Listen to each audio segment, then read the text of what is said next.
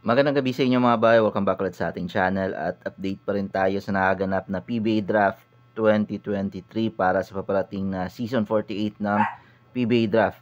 So narito yung mga players na draft sa third round mga bay.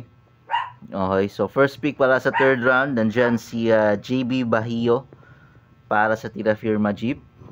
Second pick sa third round naman si Clifford Hopia ng Blackwater. Third pick naman para sa Rain or Shine sa third round si Sherwin Concepcion. Pang-apat naman para sa Phoenix si Matthew Daves. Panglima naman sa third round si Brent Paraiso ng Northport. Okay. And pang-anim na pick sa third round si Dominic Fajardo ng NLEX.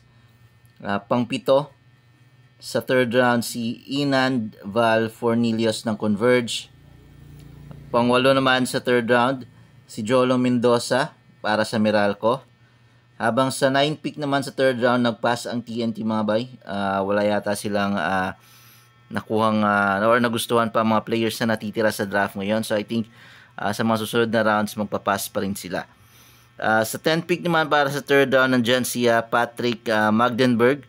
So mula to sa New Zealand mga bay para sa Magnolia Hotshots.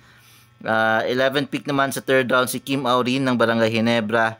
At 12 pick naman sa third round si John Toy Malilin ng San Miguel Beerman. So first draft ng San Miguel itong si John Toy Malilin mga bay. Okay, so yan yung lahat ng mga players para sa third round picks ng PBA Draft 2023. So yun ang mga bay ang update natin. Update tayo mamaya sa fourth round pick. Maraming salamat sa panonood.